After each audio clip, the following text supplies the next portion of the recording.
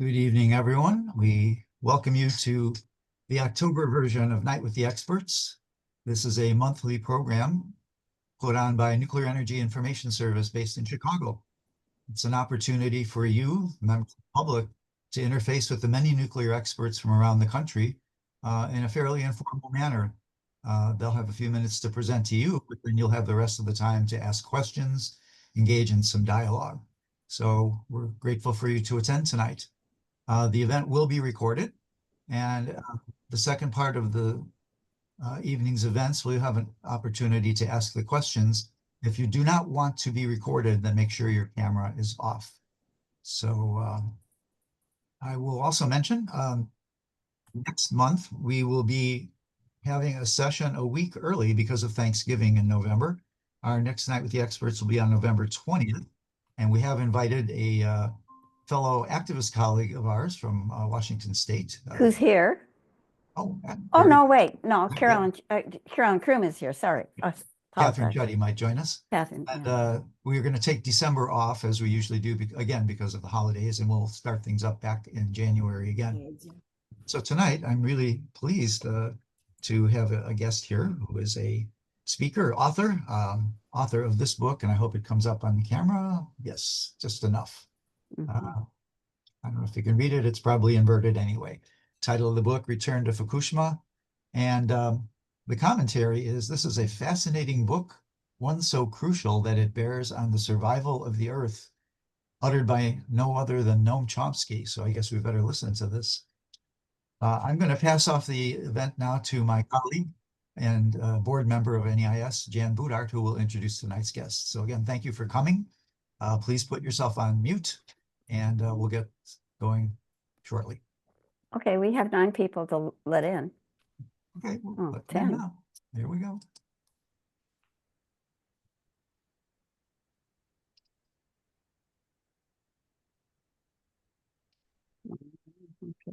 Okay.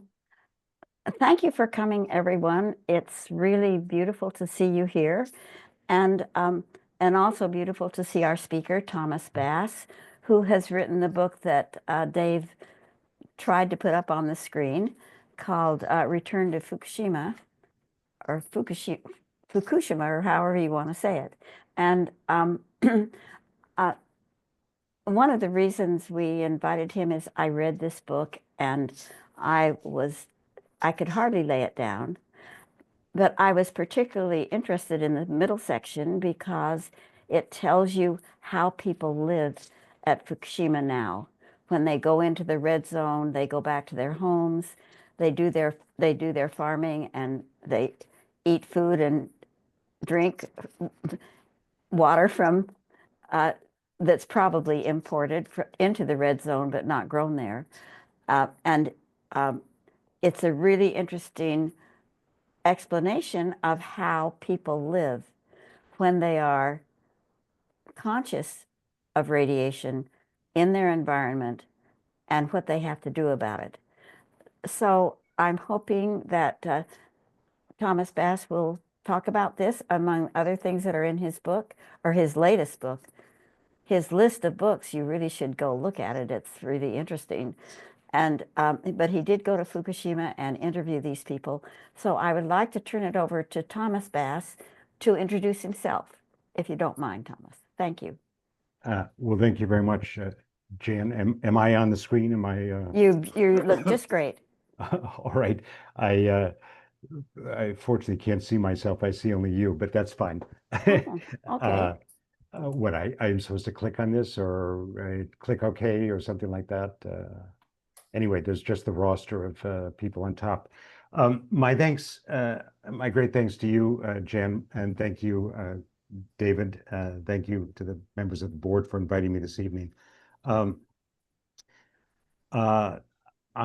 was asked to speak about my recently published book on Fukushima, particularly, as Jan mentioned, that section of the book dealing with life in the red zone. The book is really very much about how to survive in nuclear exclusion zones. One of the theses of the book is that the world increasingly has an increasing number of nuclear exclusion zones. I don't have to tell the various experts and remarkably well-informed people who've joined this conversation. I see Alfred Meyer there. I see Carl Grossman.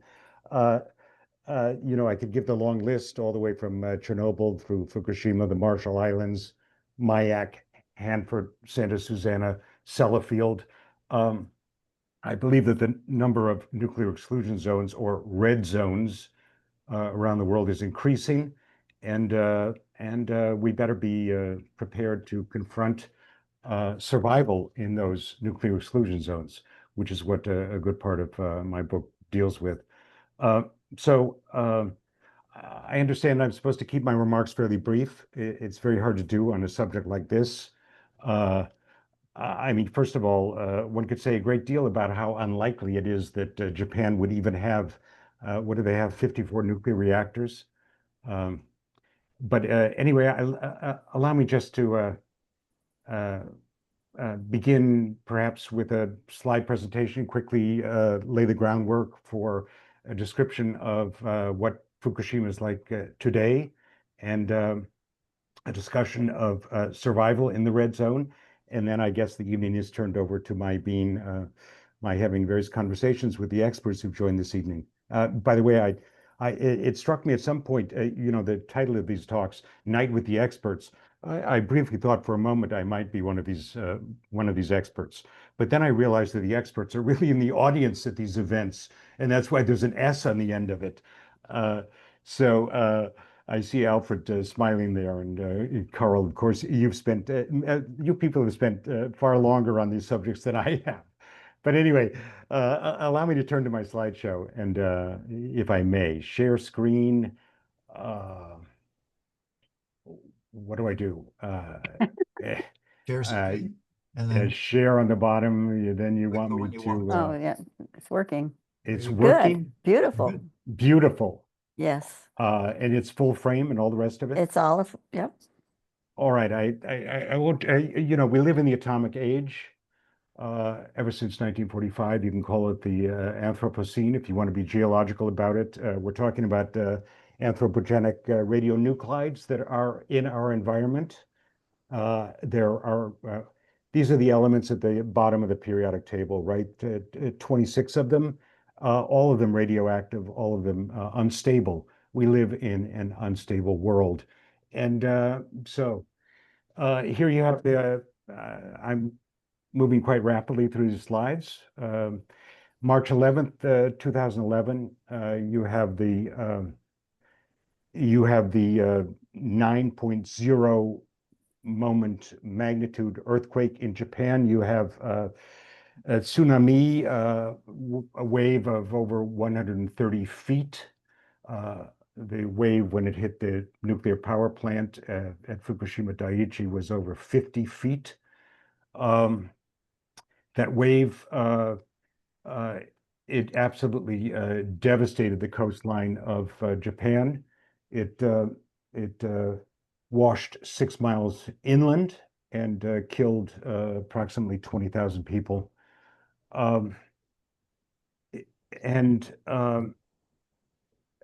Then, of course, it knocked out a nuclear power plant, Fukushima Daiichi, which had 6 nuclear reactors. 4 of them managed to explode. Here you have a shot of reactor unit number 3 exploding at Fukushima.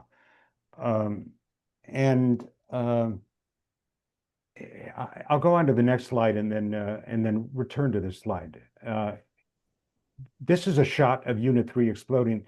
This shot was only released 10 years after the disaster at Fukushima.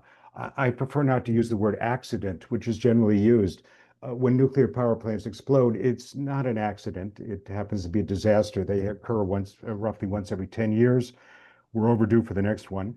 So there you have unit number 3. This is an enhanced photograph.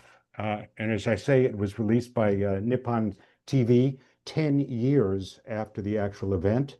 And it allowed for a re-examination of exactly why unit number 3 exploded and why the other units at Fukushima exploded. The general description is that it was a hydrogen explosion, but no one actually knows why. Unit number 3,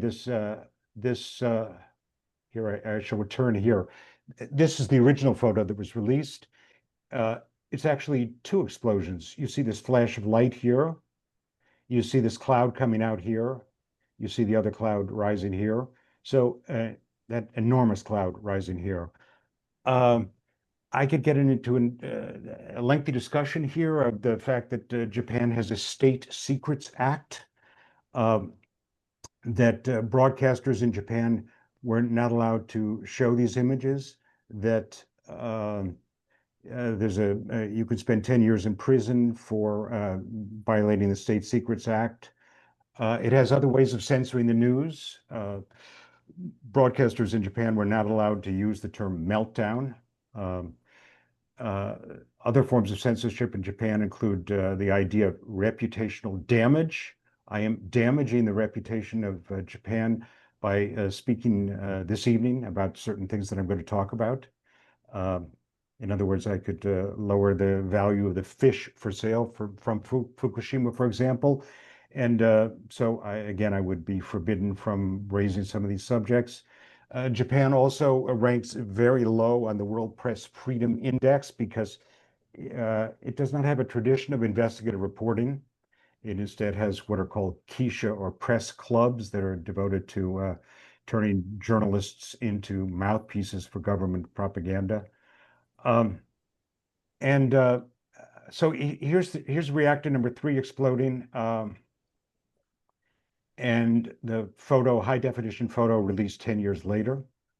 I had a conversation with Naoto Kan, the Prime Minister of Japan at that time, who told me that when unit number 3 exploded, that it made him think about a novel in Japan called Nihon Chinbotsu, or Japan Sinks. It's an end-of-the-world novel about a series of geological and man-made disasters that results in Japan disappearing into the ocean. Now, you might think that Naoto Kan might have been overreacting, but unit number 3 at Fukushima was a MOX reactor, a mixed oxide reactor, actually burning plutonium as well as uranium. And it was precisely at that moment that Japan had to ponder evacuating Tokyo. And it would, in fact, have marked the end of Japan as an independent nation. Again, these are all subjects. Much more could be said about them. You've heard several presentations on Fukushima already. I won't dwell on any of these. We can return to the subject later. Here we have an aerial shot. We have unit number 1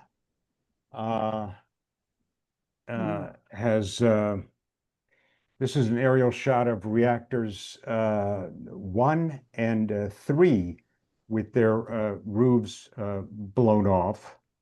And reactor number 4, the following day, will have its roof blown off.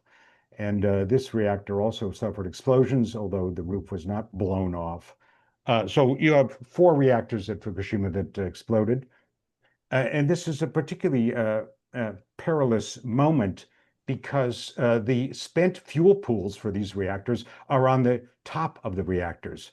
This is a spent fuel pool that's exposed to the atmosphere. This one is exposed to the atmosphere. This reactor was not working, but the spent fuel pool had something like a fair number of reactor cores in it. So those cores were also exposed to the atmosphere. These are GE, General Electric Mark I reactors. They were built by General Electric. These were what are called turnkey reactors. In other words, GE built them, and they handed the key over to the Japanese and said, run them. And these are known to be particularly perilous, dangerous reactors. Somebody like Arne Gundersen, I could fill you in at far greater length on take a look at his website on Mark I containments on GE reactors and how dangerous they are. They have been known for a long time to be dangerous. And in fact, 3 nuclear engineers at GE resigned in protest against General Electric selling these reactors. Because they, unlike reactors that have concrete domes on them, these reactors have sheet metal roofs. The concrete containments are actually wrapped around the reactor cores, but that was known to be insufficient and inadequate a long time ago. Here's here again, or here's a close-up of reactors 3 and 4.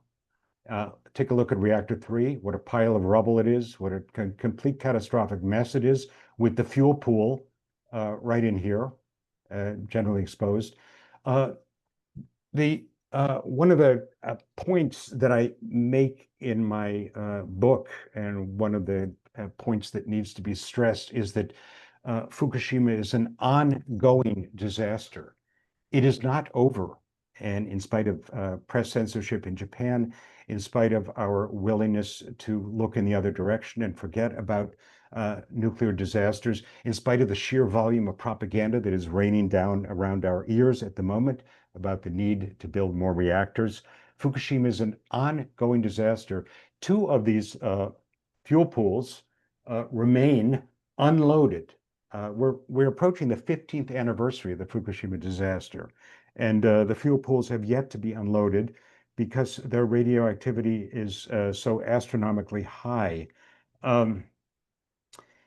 This particular exhaust stack right here, it took 9 years for robots to disassemble this fuel stack because it proved to be so radioactive. And here you have a shot of, you have an early shot of the first 4 reactors that were built at Fukushima in the late, construction begins in the late 1960s. The final unit is built in 1978. And here you have a visual demonstration of why the disaster at Fukushima was preventable and why it was known in advance that the reactors were perilous. First of all, take a look here. You have the Abukuma mountains behind the nuclear power plant. The nuclear power plant, if you take a look here, you'll notice that the cliff has been cut down. The cliff was lowered so that the power plant, these are the turbine buildings, these are the pumps, these are the reactors themselves, 1 through 4. This is that stack right here. You notice that the reactor has been placed down on the coast. It was placed here to save money having to pump water uphill. So they've cut down this coastal bluff to situate the nuclear power plant down on the coast. These pumps down on the shore are not submersible, so they were knocked out by the wave. You notice that the seawall here is a completely inadequate seawall. It's about 19 feet, and I already mentioned that the wave that overtopped that seawall was about 50 feet. The emergency pumps are placed in the building, in the basements of these buildings, once again below sea level. And these are Mark I containments, known to be exceedingly dangerous. So what you have as a result of that is a station blackout and 4 reactors exploding. An absolute catastrophic event for Japan, a catastrophic event for all the people around the nuclear power plant. About 400,000 people evacuated in the face of the tsunami. 160,000 of those people were atomic refugees. And of those 160,000, there's an entire debate about how many of them are still atomic refugees. You can take a look at my book for that conversation. My calculations are completely different from those of the Japanese government, again, for a variety of reasons that we can discuss later. I maintain that about, of those 160,000 atomic refugees, 100,000 of them are still refugees from Fukushima. Here you have, here you have the the nuclear exclusion zone, the red zone. This is only one, as I say, one of the world's many red zones. They tend to be, you tend to draw circles, 20 kilometers, 30 kilometers, but you notice here that it depends which way the wind is blowing. And the wind is blowing, 50 or 60 miles in this direction. The people who were evacuated from Fukushima were not told that the wind was blowing in that direction. And many people just moved in this direction. And then they had to be re-evacuated and re-evacuated. And this extended zone was only made part of the red zone belatedly after a month, after being fairly heavily contaminated. The other thing to say, this is put out by Der Spiegel. And here you have radiation. It's given in microsieverts per hour. And Der Spiegel has given us 10 microsieverts per hour, which is way off base. This is a fairly high number, but it's way off base because radiation detectors were measuring 10,000 microsieverts per hour at the gate of the nuclear power plant. And inside the plant itself, they were measuring 1,000,000 microsieverts per hour. That's 1 sievert per hour. These are numbers per hour.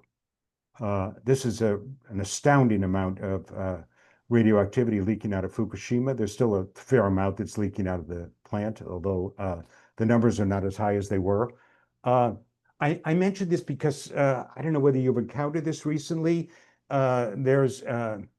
We hear these numbers that only 35 people died at Chernobyl. We hear the numbers that nobody died at Fukushima, right? We hear this all the time. Well, the official head count, I think it's now up to 5 or 6 or 7 or something like that. People have developed various forms of cancer and died as a result of the disaster. But this is what is called prompt fatalities, and counting prompt fatalities is no way to measure the severity of a nuclear disaster, because what you want to measure are long-term fatalities. What you want to measure is the sheer misery and extent of the disaster, with 100,000 refugees still 15 years afterward displaced from their homes. So the next time you hear no one died at Fukushima, learn how to discount that. Here are some of the 160,000 atomic refugees who fled in the face of that wave of radioactivity out of the power plant. Notice they're wearing Tyvek suits, face masks, their heads are covered, they're wearing booties. This is in a gymnasium in Hirono. These particular refugees, they had to flee yet again because they had actually been removed into a zone that was effectively radiated soon after this. This is of some note. I won't dwell on this. There's a report from Bloomberg that the radiation levels at Fukushima were already elevated before the tsunami hit the nuclear power plant. I'm certain you've heard this before. This is of some interest because if the nuclear power plant was destroyed by the earthquake and not by the tsunami, then none of Japan's nuclear power plants is secure in a country that suffers 1,000 earthquakes per year. You don't even need a tsunami to knock out your nuclear power plants. All you need are some of the 1,000 earthquakes per year. Needless to say, this report by Bloomberg, again, this kind of information is censored in Japan. You won't get this. No one's going to inquire into this or pursue it. Here you have what Fukushima looks like after towns have been abandoned and nuclear refugees have fled. You have buildings collapsing. You have depopulated towns, abandoned countryside. Here's a photo that I took fairly recently in Futaba, one of the towns near the nuclear power plant. Here you have some radioactive pigs loose in the countryside. You can no longer hunt and eat the wild animals. They continue to be radioactive to this day. one of my hosts in Fukushima rescued horses. There are a lot of stories about people rescuing the animals of Fukushima, rescuing the animals of Chernobyl. This particular horse was rescued, and you notice it's marked with a brand right here. The brand indicates that the horse is radioactive. The Japanese eat horse meat, so you are advised not to eat this particular horse. Here is a shot. I don't I don't know. I consider it a remarkable shot because you have Yuji Onuma and his wife Serena carrying the ashes of Yuji's aunt, who died in a refugee camp that took them 2 weeks to discover her body. Her ashes here are to be buried in the cemetery. You have to wear booties and a radiation detector here around your neck in order to enter the cemetery to bury the ashes of a family member. And you'll notice the sign behind Yuji. Yuji wrote that sign. He came up with the slogan for his town when he was in grade school, and it says, "Atomic power, energy for a bright future." And here you have Yuji after the disaster at Fukushima. He's corrected his sign, and it now reads "Atomic power, energy for a destructive future." And he's actually one of the people trying to return to the nuclear exclusion zone, trying to return to the red zone, fix up his house, fix up some apartments, try to manage living in the red zone. This is how Japan is handling the red zone in Fukushima. They're building massive seawalls, and the scale and size of these is utterly astounding. This is going to be along 300 miles of the Japanese coastline. And of course, you heard a talk recently by Bob Richmond and on what to be done at Fukushima. And Richmond's advice is that they should take the radioactive waste at the nuclear power plant and build concrete seawalls out of it. Very good idea. Here's a radiation detector. These are scattered all over the countryside. Here's a destroyed house, radiation detector in front of it. You heard a talk from Bo Jacobs. This is measuring only gamma radiation. It's only measuring external radiation. It's not measuring internal radiation. Here's what driving along the highways in Fukushima will give you. Instead of a road sign telling you that McDonald's is up ahead or some kind of monument, you get a reading of gamma radiation as it's blowing up from the coastline here. And on some days it is in fact a very high number, and you're advised to drive with your windows rolled up. But again, it's only reading of gamma radiation. It's not reading of the internal forms of radiation that can actually prove to be far more dangerous. Fukushima is engaged in a remarkable, almost a pharaonic project to scrape up 5 centimeters of topsoil from the entire red zone. And it employed 100,000 workers, often subcontracted from the Yakuza. And the idea is that if you scrape up topsoil, you can reduce the amount of radiation that people are exposed to. So this project, I ran the numbers at some point. It scraped up 14 million cubic meters, and that's roughly about the quarter of the amount of soil that was removed to build the Suez Canal. In other words, an astronomical amount of topsoil has been scraped up. But you have to know that 75% of the territory consists of forests. You can't scrape up the soil in the forest. The forests are a reservoir for topsoil, and it just washes back down into the coastline. Here, you scrape up the leaf litter and lawns in front of people's houses. And here is what you get. Massive dumps of black plastic rubbish, garbage bags full of topsoil. And here's what you get in an aerial view. Look at the scale of this. These are trucks, right? These are trucks here. Just in and this is, look at the height of this. It's about 5 or 6 stories high. It's built like a giant Egyptian mastaba. And just as I say, an astounding project to scrape up this topsoil. I will return to this subject later because I think it's important.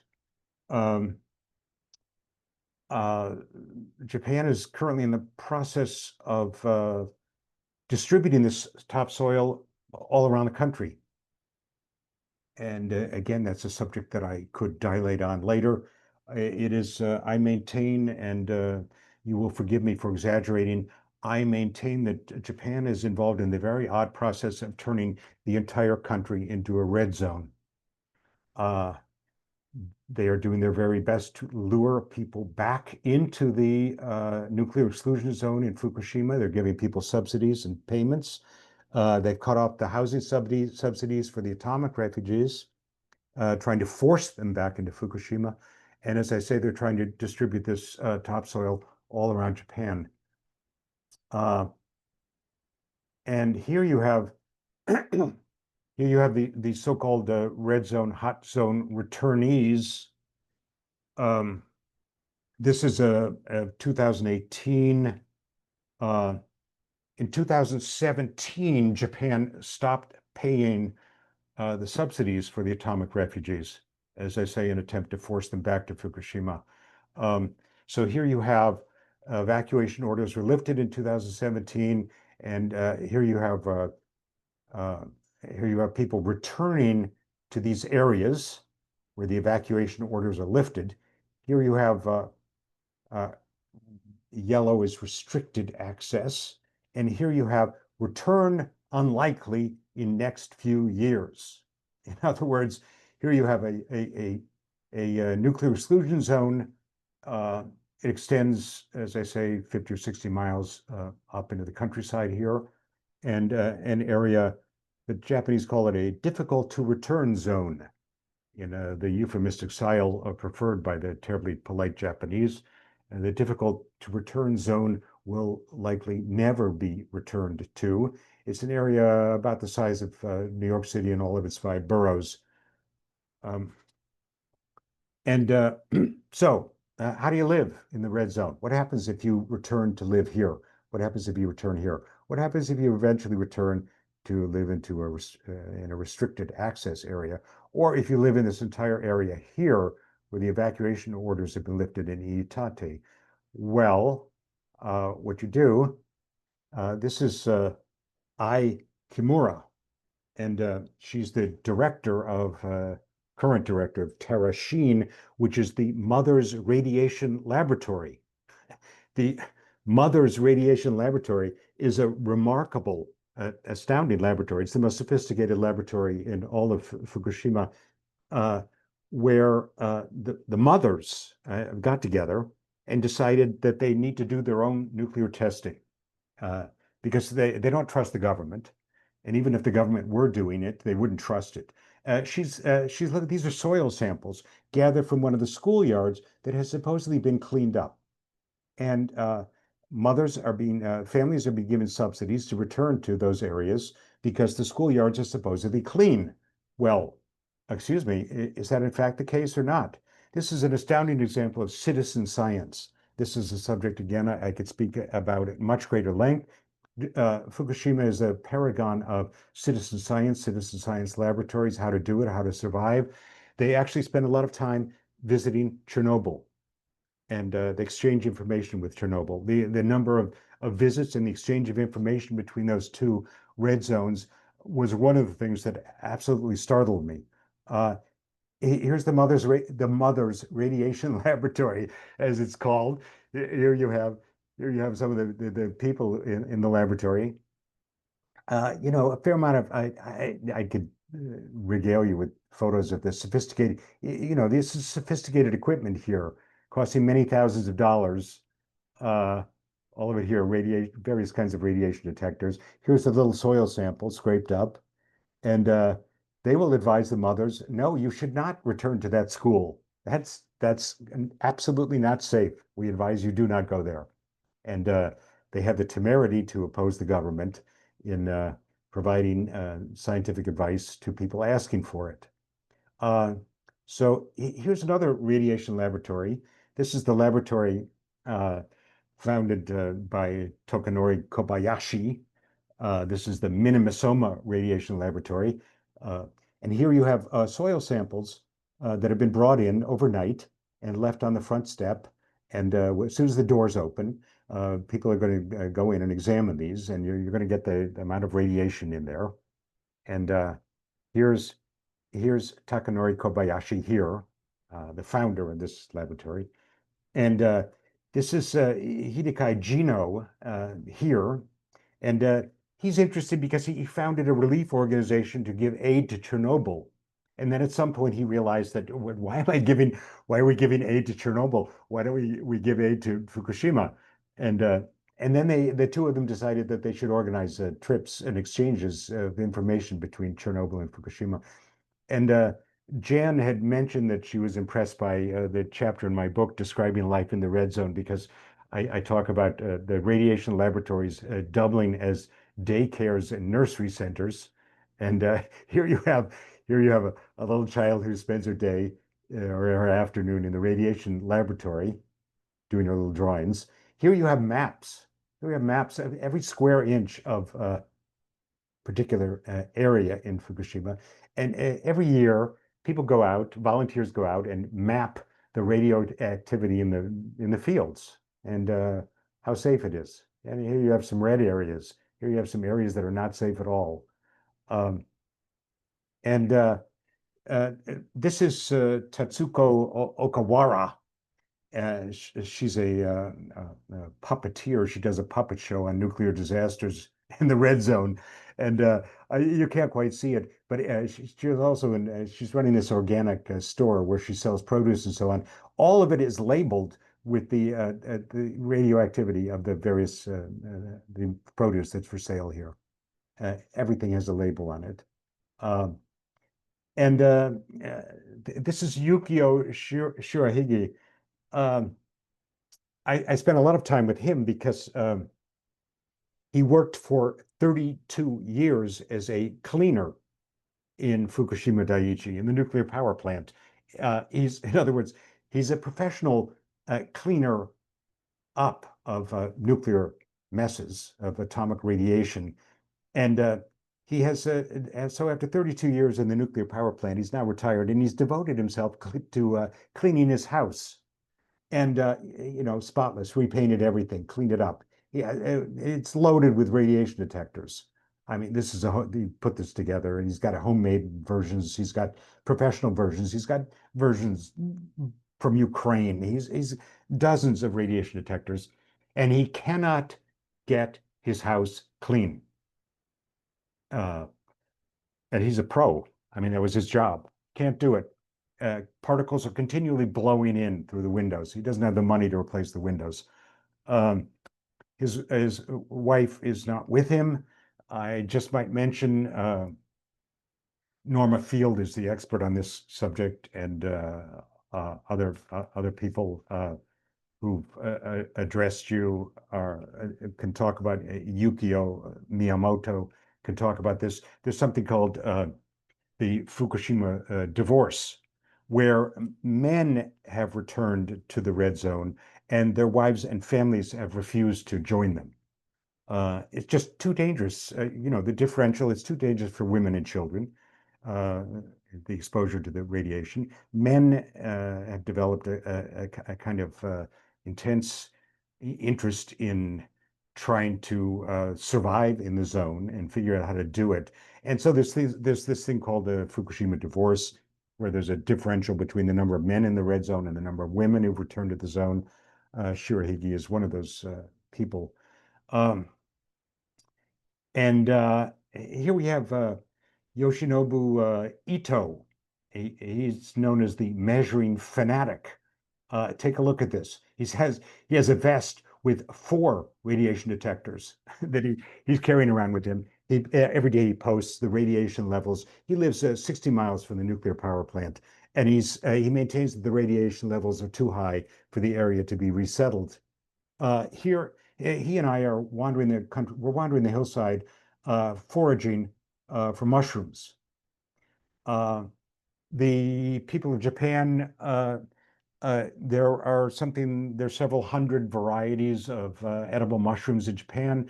As much as half of people's diets used to be foraged from the countryside. This is no longer possible. And here's why it's no longer possible. So we're foraging for mushrooms, and here I am. I'm given this particular mushroom. This is called an inohana mushroom, or a boar's nose rush mushroom.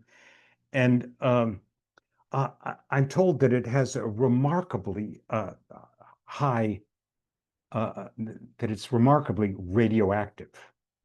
And the number is so high that I don't believe it. So I carry the mushroom off to one of the radiation laboratories to be tested. And indeed, I'll give you some numbers here, and you don't have to know what the numbers mean, but you just have to know relatively what they mean. The dose limit for in Japan for food is 100 becquerels per kilogram. 100. The dose limit in the United States is 1,200. Our food is nowhere near as safe as the food in Japan. Europe is about 600. Anyway, fix that in your mind. The dose limit for food that one supposedly can eat in Japan is 100 becquerels per kilogram. And this Inohana mushroom measures 88,000 becquerels per kilogram. And that's roughly, that's 1,000 times higher than the limit for food in Japan.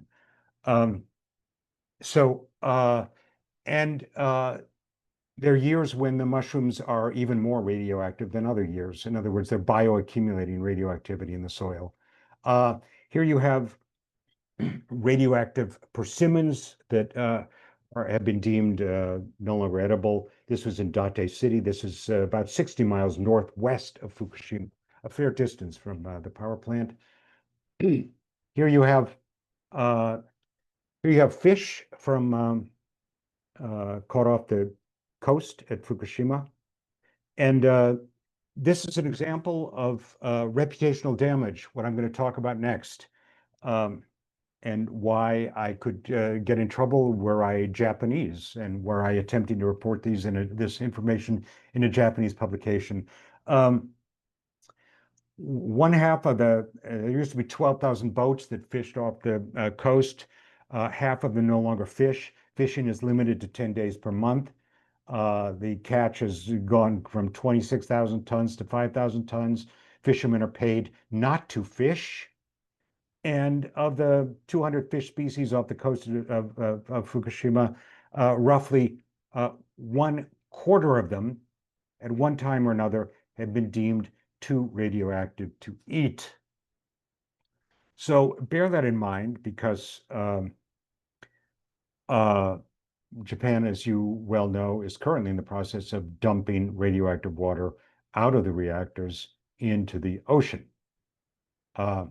Here, well, I'll skip over this, the question of robots. There's still an astounding amount of decay heat in the reactors from the melted nuclear cores. Decay heat measured, 4 billion millisieverts per year. 4 billion millisieverts per year. In other words, there's the radioactivity is so intense that the robots are destroyed. And at this very point, the Japanese have no idea where the melted cores of the Fukushima reactors are located. And they supposedly have a plan to remove all of the radioactive material from inside of the nuclear reactors. They have removed none of it. As I say, they don't even know where it's located. and they have no idea how to remove it. So if the Tokyo Electric Power Company, TEPCO, pretends to expertise in these matters, they actually have proved themselves remarkably less than competent in doing so. Yeah, here's another robot that's been destroyed. And there's an entire museum of destroyed robots that TEPCO has. Here, as I say, this is what the nuclear power plant looks like today. It's basically a tank farm of radioactive water. If I were Japanese, I would not be allowed to use the term radioactive water. I would have to call it treated water. But the treatment system has failed. Um, there is currently absolutely no inventory for the water inside these tanks. TEPCO had to admit that its treatment facility had failed, and they had to send all the water back through their treatment facility. They've taken no inventory because they don't want to reveal the fact that they're not just releasing tritium into the ocean. You've had various talks from various of your experts on the subject of tritium. All nuclear power plants release tritium. There's no way to get rid of it. It's a radioactive form of water. But TEPCO does not want to admit that there are at least 62 other radionuclides. There's strontium and cesium and cobalt, all sorts of stuff that is in this water and is actually at the moment being released into the Pacific Ocean in large quantities. Just look at the extent of this tank farm. TEPCO maintains that they've run out of room and that's why they need to release the water. Well, I'll show you in a minute why that's actually not the case. Here you get a look at the sheer size of these tanks. There are 1,000 of them surrounding the nuclear power plant, the melted reactors. Here's the pipeline that TEPCO has built for releasing the water into the Pacific. And what do we have here? We have, oh yeah, here's, yeah,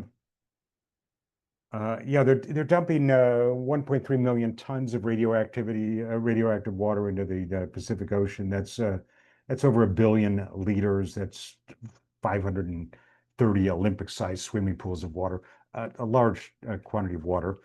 Nowhere near as large, I might add, as the water that regularly comes out of every nuclear power plant in the world. But that's a whole other subject that one can discuss. It's quite different dumping water out of a melted nuclear power plant as opposed to cooling a nuclear power plant. Here you have, they built a landfill. You remember all those plastic bags filled with soil that's been scraped up, that the Suez Canal quantity of soil. The bags have been split open and dumped into this enormous landfill here, and the landfill. If you take a look here, this is here you have the nuclear exclusion zone. This is of February 2025. This is fairly recent. And you notice it still is fairly extensive red zone. But take a look here, this red striped area. This is the so-called interim storage facility. This is what's going to be filled with scraped up topsoil. And you see it's behind the reactors. It's a large, in fact, very large area. So when TEPCO and the government pretend that they've run out of room to store radioactive water and must dump it into the Pacific Ocean, one should meet that claim with a degree of skepticism, because actually they have all of this room, which is never going to be reoccupied, which could be used for storing water in various forms. Bob Richmond recommends using it to make concrete. Which would be far better than using the Pacific Ocean as a dump for radioactive water. I just have a couple of more comments. I think I've run over time. I think I have 2 more slides. This, you know, I made the comment that the Japanese government is attempting to turn the entire country into a red zone. Here is contaminated soil from Fukushima being dumped into the flower bed in front of the Prime Minister's office in Tokyo. The original plan was to dump contaminated soil from Fukushima into the public parks in Tokyo. That was met by a massive protest movement. And so they had to put it here in front of this is actually in front of the Treasury building. And here, see the soil in these bags? You saw those. Here you have a protest. It's not as if Asia is not without the Japan. This is a protest in Korea. It's not as if there's not a massive anti-nuclear movement in Japan. Thousands, tens of thousands, hundreds of thousands of people turning out. But as you know, Japan has a new prime minister who now is intent on restarting the country's nuclear reactors. And what are the numbers? Something like 14 of the 54 of them have restarted. The prime minister intends to restart another 15 of them or so. All right, I'm going to stop my screen sharing. I'm sorry I went over time. Jan, you're there. I'm here, ready to engage with experts. I see Norma is there. Norma, hello. I hope I can defer most of the questions and have you answer them for me. It's my fond hope. And Carl, you take the rest, okay? Well, I should warn you, Thomas, they charge quite a bit per hour. Thank you so much for the incredible presentation. As we move into the next section, I just opened the chat function. So you will be able to share comments there and links also. I'll mention that we will distribute the chat to you all at the end of the session tonight. So if you have links that you want to share in there or information, that's the place to do it. So Jan, I'll turn it over to you to explain the next portion of the event. Thank you, Thomas.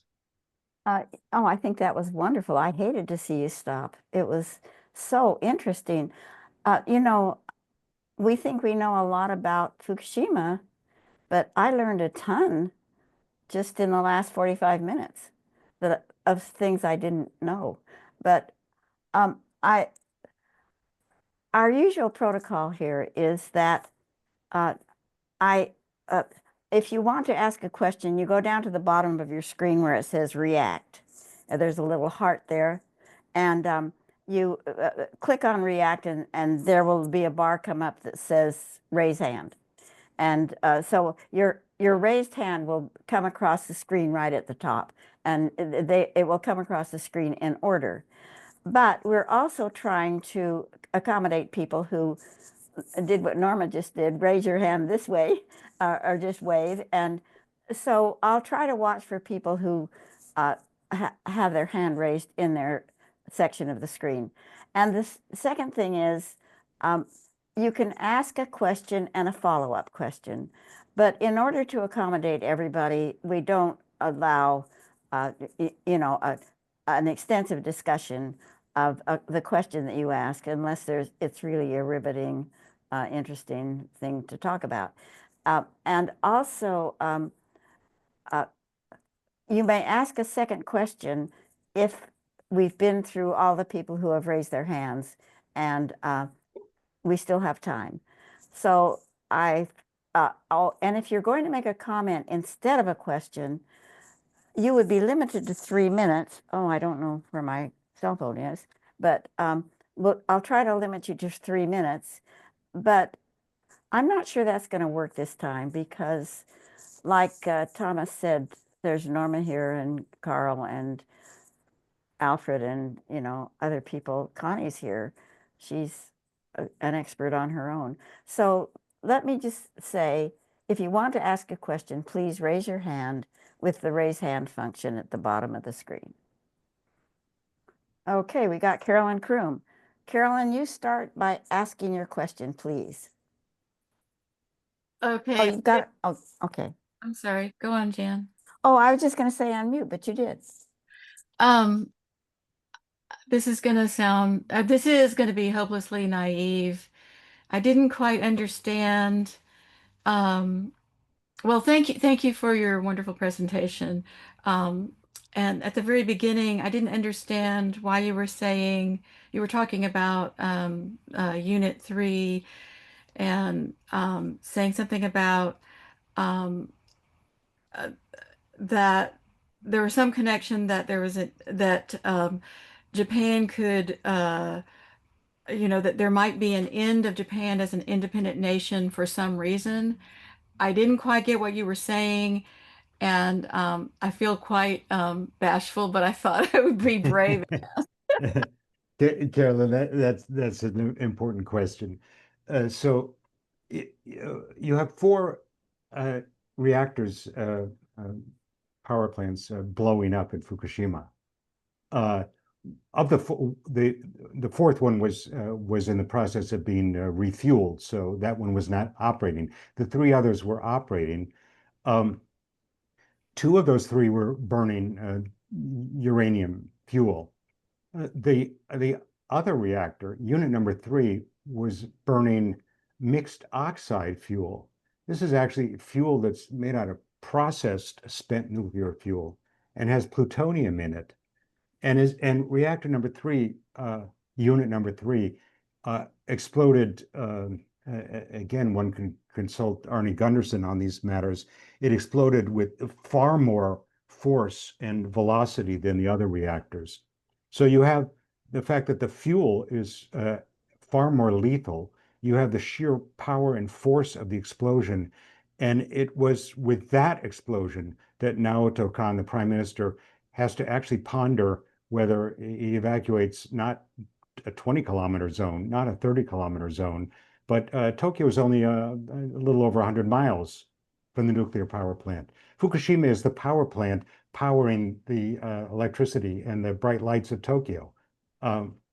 So even if you place your power plant 100 miles away, if you're burning mixed oxide fuel and your reactor blows up, maybe you have to evacuate New York City, you have to evacuate Tokyo, you have to evacuate wherever you're using mixed oxide fuel, which some people maintain should be the future. What we should do is we build the 1,000 nuclear power plants, nuclear reactors that are going to save us from global warming.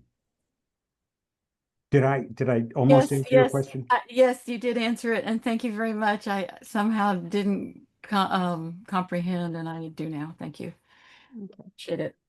Okay, I want to call on Sarah, and before she starts to speak, I want to thank her for her contribution yesterday in Irvine, California, when the council met.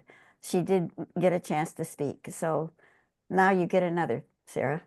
Ask your question. Thank you for that. My question's very short. You mentioned that there was evidence of earthquake damage before the tsunami. Can you clarify that? Yes, apparently. Well, again, I didn't mention this. It's a subject one can read about in my book. Japan had something called the speedy system. I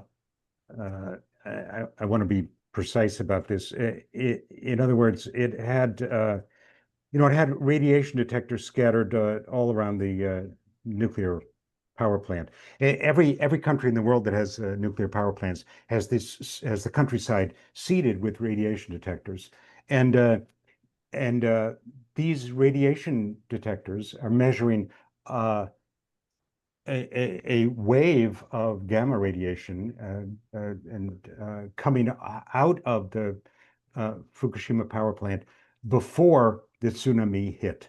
In other words, the earthquake severely damaged the nuclear power plant, and it damaged it so extensively that it may already have been in the process of melting down or heading towards station blackout even before the tsunami arrived. And that's a crucial item to investigate because Japan has all of its nuclear reactors scattered all along a coastline, and a coastline that has 1,000 earthquakes per year. So even if you don't have a tsunami, even if you just have a 9.0 earthquake, you can destroy a nuclear power plant. Do you know what sort of interval there was from the earthquake to the tsunami? It's just not something I've ever heard. 45 Yeah, I don't have the number. That among all you experts here, what's our number? Did they have something like 30, 40, 50 minutes? I can't remember exactly how many minutes they had. I thought it was 45 minutes. I thought it was 45 minutes. I don't know if that's right. Long enough for many people to save themselves by running uphill.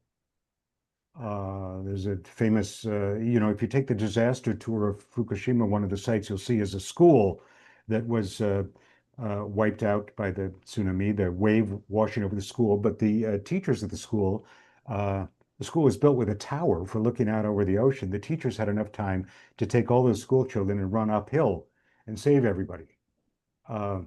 So this is why, this system of advanced detection is so crucial around nuclear power plants.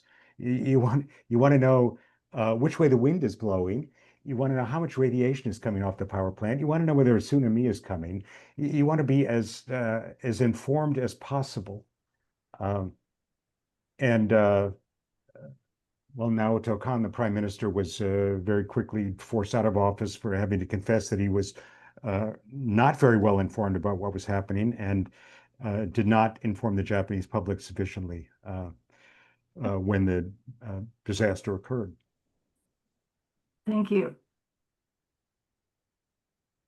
Okay, Connie, would you like to, yeah, you did, unmute and ask your question. Boy, thank you so much. I really learned a lot, and I thought I already knew a lot. Two things, I hope you'll allow me, they're quick. Do you give this or a similar presentation to high school and college classes?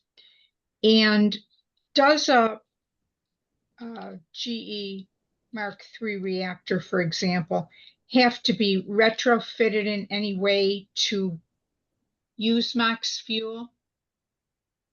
I don't know if you know that. Yeah, that's a good. Again, Night with the Experts. Who has a license to run nuclear power plants in the audience here tonight? By the way, it's Mark I, not Mark III. I mean, Yeah, the Mark I. plant that I live near is a Mark III. That was a And misstatement. again, I don't have the numbers and I don't have the exact numbers in front of me, but the United States has something like 23 of these nuclear power plants still in operation with these Mark I containments, as they're called. Various retrofits have been done to them, beef them up and make them more secure. But I believe they remain exceedingly dangerous. And so your question was, are high school students and college students getting this message? Probably not as extensively as they should.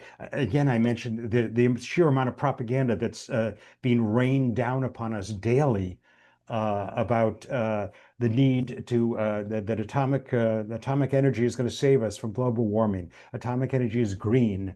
Atomic energy, the new advanced reactor designs, small reactor designs, all of the terminology made to make this deadly technology sound friendly, furry, and necessary is absolutely appalling. Mhm. Thank you. Okay, Alfred, you're ready to go. Yes, well, Thomas, I wanted to thank you for this fabulous book. You cover a highly technical topic from a very human, realistic, and compassionate perspective. And I found the pictures you presented tonight to really add a very much more full picture and kind of a different vector of understanding. I was left after reading the book, and I wonder if you would agree with this conclusion that, in fact, is not the whole world becoming in a nuclear exclusion zone? Are we not making the whole world? You mentioned Japan is specifically doing it, but I was just left with this impression that you're talking about how citizens have to protect ourselves. Yes, Alfred, it's good to see you again. I'm very glad you're here. Thank you for the comments on the book. Written, by the way, with audiences like you in mind, I might add. Your work on the nuclear navy and is extremely important, and the relation between the bomb and nuclear power plants is something. It's kind of a it's not pasted over my desk, but it certainly is in my mind as I work on these subjects. So you've done crucial and important work.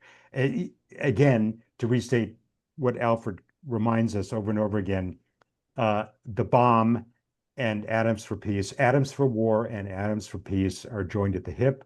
They've never been separated. They are in symbiotic relationship with each other. So you were asking me whether the world is being turned into a red zone. And, not to sound hyperbolic, but the fact of the matter is, yes, that's actually the case. And we learn more and more about this as time goes on. I mean, it was only, what, 2 years ago, Alfred, if I'm not mistaken, that the New York Times ran the article where the fallout from the Trinity bomb had been mapped all across the central and eastern United States with far more fallout than anyone had previously known about. And I believe that was only 2 years ago that information was revealed. These questions are continually being re-examined. I mean, we still have no idea about the extent of the damage from Chernobyl. The International Atomic Energy Agency will maintain that 34 people died. Kate Brown will tell you that the numbers are actually more in the hundreds of thousands. Huge discrepancy between 34 and 900,000. Well, how do we make sense of that? And the question is continually being reevaluated. The fact of the matter is that for Chernobyl, we had no radiation detectors actually measuring what was happening. All we have are reconstructions after the fact, which is done theoretically. The same is actually true with Fukushima. All the radiation detectors inside of the plant were knocked out by the tsunami. No one had any idea what was happening. Huge amounts of guesswork are involved in this. And so when it comes to red zones, did I see that Bob Richmond had made a comment? I mean, he's an expert on these subjects. He's doing basic fundamental research in these areas. Tim Mousseau is doing research in these areas. These are the people, and they're having difficulty getting funded. They're having difficulty getting money to do this research. It's not as if the nuclear industry that spends billions of dollars on propaganda is interested in having us do the fundamental research that's required at this point. Thank you.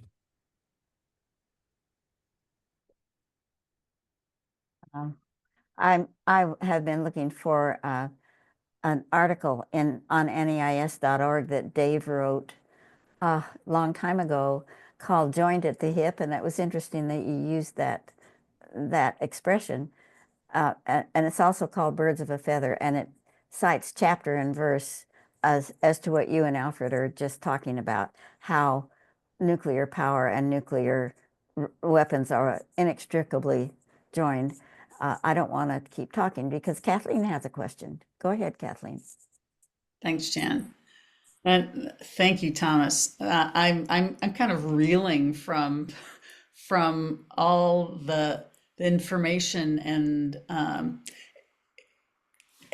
one thing that struck me was this idea that they're taking all of this contaminated soil and spreading it around the country.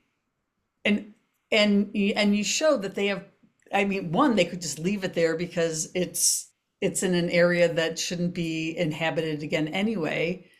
And now they're spreading it around their country. I mean, who's the they?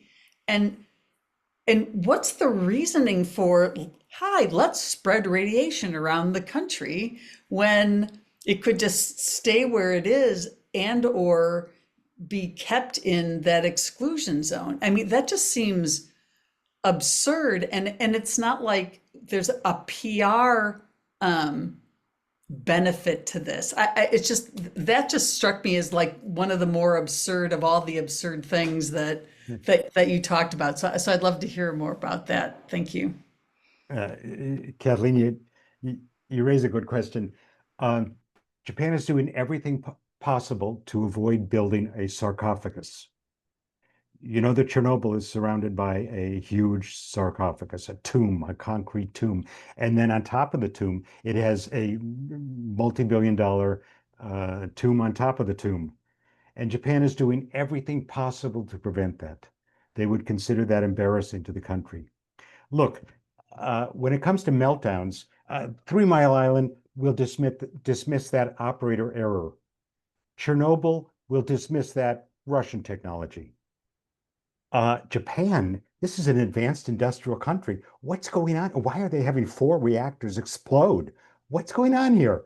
And so they have been pretending for the past 15 years that the situation is under control and that all of the radioactive material will be removed from Fukushima. They're pretending that they're experts in managing nuclear disasters, when in fact they've bumbled from one incompetent move after another.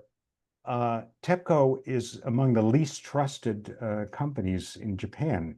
They've been caught lying on numerous occasions. They've been caught falsifying documents. Their competency in robot technology is certainly not up to speed.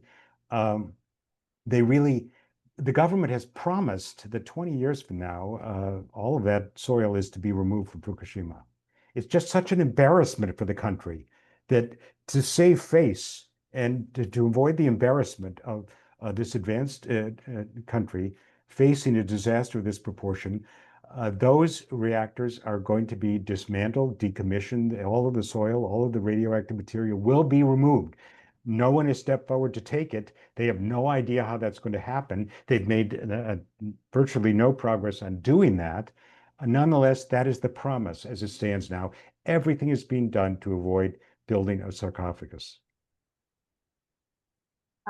I want to call on Norma right now. She raised her hand and I had an idea too, but Norma, please answer. I just wanted to add something. Linda Pence Gunter has added that spreading the waste, it gets rid of it. And Thomas referred to the agreement that the government made pretty early on that all of this was going to be removed 30 years hence. And of course, there are many people now who are in Fukushima who are informed enough to know that the most sensible thing to do with radioactive material is to not move it around. And there's discussion between the landowners who allowed their land to be leased for 30 years for this purpose. Some of them are no longer, they've also joined that camp and are no longer eager to see this moved around. So this is a debated thing. The other thing that's astonishing that I think everyone should realize is that materials contaminated to 8,000 becquerels per kilo from Fukushima, anything under 8,000 is deemed acceptable for recycling and reuse, versus ordinary nuclear power plants that haven't undergone these disastrous processes. Their waste is so much more strictly governed, 100 becquerels per kilo versus 8,000 from Fukushima. How the Environment Ministry manages to put these two standards up on their website with a straight face is another of the things we can continue to marvel at. So I just want everyone to know that it's not that everyone is, the people, I mean, of course, people are persuaded. I also do think that it's not just about face, but it's just about the desire to, the insistence that Japan will continue with nuclear power. That was very clear shortly after Fukushima. It was officially decided a year and a half ago before even the current dreadful, dreadful prime minister came on. So in order to do that, they have to keep pretending that these things are soluble and that it's under control. Thanks. Norma, wonderful to see you. Very eloquent presentation, and you know that the movement of the movement of soil that's under 8,000 becquerels per kilo into the flower beds in front of the Prime Minister's office is, as you say, really just gobsmackingly absurd. This is a country where the limits on food are 100 becquerels per kilo. Well, you wouldn't want to be growing tomatoes in 8,000 becquerels per kilogram soil. As you say, the government has promised that within it's the clock has been going. So I think it's now within 20 Yeah. years, all of that soil is to be removed from Fukushima. Mhm. Yes, and they've also said well, in Itate village, first with this soil, that the idea was, well, we're going to use it experimentally in very limited parts of Itate, which is Thomas showed us that part where people fled to because they didn't have advantage of knowledge from Speedy. In that village, it was to be used for non-foodstuff experiments, flowers, for example, and it wasn't even going to be spread around and sent out. And then pretty soon it says, well, if you're going to do flowers, why don't we do leeks and cucumbers and this and that? So lo and behold, this recyclable just 7,999 becquerels per kilo soil is now fit for growing foodstuff. Yes. Norma, what's wrong with the Japanese? Why is this happening? Well, one of the questions I wanted to ask you is who counts as the Argonauts? Because there are so many people who are uneasy with it, and there are many, many people who've devoted their lives, really from the time of Chernobyl, to opposing this. There are many, many people who try to raise their voice. For example, in some of the hard to return to zones, I want to say it's not Japanese politeness, but their damnable genius at bureaucratic obfuscation that comes up with those impossible to translate terms.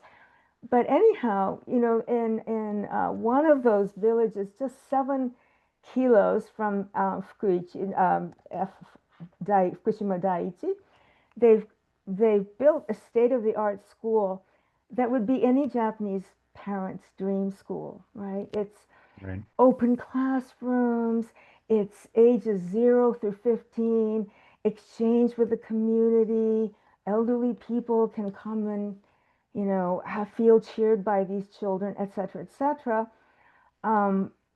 Not many people who were originally from there have chosen to come back.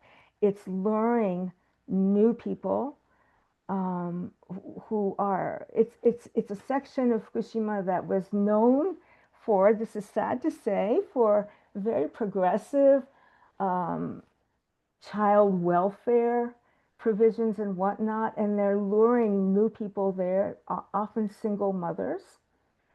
You talked earlier about very important Fukushima divorce or separate existence solution.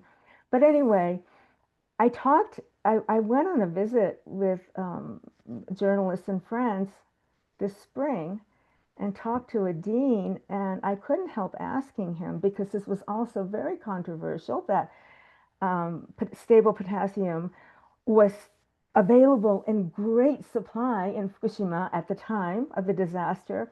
It was distributed to staff and family of Fukushima Medical Hospital and a few others, people in that position, and not to the others. There's one village that decided on its own by putting up a windsock. Remember, people weren't getting information from Speedy, and the head of that village said, I'm going to do it on my own responsibility. We're distributing stable potassium. And when the prefecture got wind of it, I suppose this is one example of my answer to what's wrong with Japan. When the prefecture got wind that this village had dared to circulate this without permission, they demanded that they recollect the stable potassium from all the villagers that had been distributed to. So there's that kind of problem. Okay, so given that background, I asked the dean of the school, well, what about, you're so close to Fukushima Daiichi, do you keep stable potassium on hand? I knew the answer, but I wanted to see what he would say. He said, oh, no, I don't know anything about that. You'd have to ask the town office. And then other people pitched, and essentially I think they do earthquake drills. They might even do tsunami drills. He said, radiation, anything happening with Fukushima Daiichi, that's beyond us. I mean, we wouldn't know how to handle it. So much Mm. for this state-of-the-art school and the unwary children and their parents who are taking advantage of. Now they're trying to build another state-of-the-art school in the other town that hosted the reactors. And this time they're upping the ante, they're calling it an international school, hoping to invite, well, it's an allure for Japanese. Oh, our kids will be English immersed, and then they'll hobnob with the children of scientists at the Innovation Coast, modeled after Hanford, is going to attract. So you would almost have to make it up, but it's real. That's what's going on. Yes. All very sobering to think of the school not being aware of radiation, because the spent fuel pools holding many reactor cores are still on top of the buildings. And that's an exceedingly dangerous state of affairs. Yeah. Norma, you and I we're intensely interested in this question of why the Japanese, very smart and wonderfully inventive people, are really not very smart in dealing with Fukushima. It continues to perplex me. But maybe we have more questions, or if Oh, there are yeah. no more questions, Norma and I could just talk all evening. That would be fun, but we do have about 6 or 7 questions. Okay, so Jim, how about you asking your question, okay? Okay, Yeah, good. thank you. I want to add my kudos and appreciations to you for this very valuable presentation, and I look forward to reading your book. Today, we got up to a barrage of headlines about Trump ordering the resumption of nuclear testing. Couldn't believe it, but there it is all over every news outlet you can see. I just would like to get your comment on that situation. Yes, well, apparently Vlad has been firing off missiles and hypersonic missiles, and apparently Don wants to fire some off too. We don't know what kind are going to be fired off. So, it's coming at us from all directions, right? Every day there's a new article of some sort or other. Los Alamos is back in the business of making pits for nuclear weapons. We're 1 trillion, 2 trillion. How many more trillions are we spending on building new ICBMs and bombs and all the rest of it? And then, of course, all the talk about AI and the need for power plants that are going to be running them. It's coming at us on many fronts. And the few lessons that we have to look to those lessons like Chernobyl and Fukushima and keep those in mind, it seems to me. Or SOS, your good work out there in San Onofre is something we have to keep in mind too, right? You guys are carrying on a good fight out there. And that's a lunatic enterprise all its own, to be storing nuclear waste in thin-walled canisters on a beach in California, near San Diego. That's just lunatic. And why that's the state of affairs that's allowed to persist is a mystery to us all. It is 8:24, which means technically we have 6 minutes left, but we always ask our expert if he's getting tired and wants to have dinner or something, or Jan, can we go on? I'm just getting wound up. Good, good. I'm feeling the same way. Okay, Dave, you ask your question, please. Yes, it's almost more of a couple of comments, but I want to pursue something that Sarah started out with about this issue of reactor failure prior to the tsunami.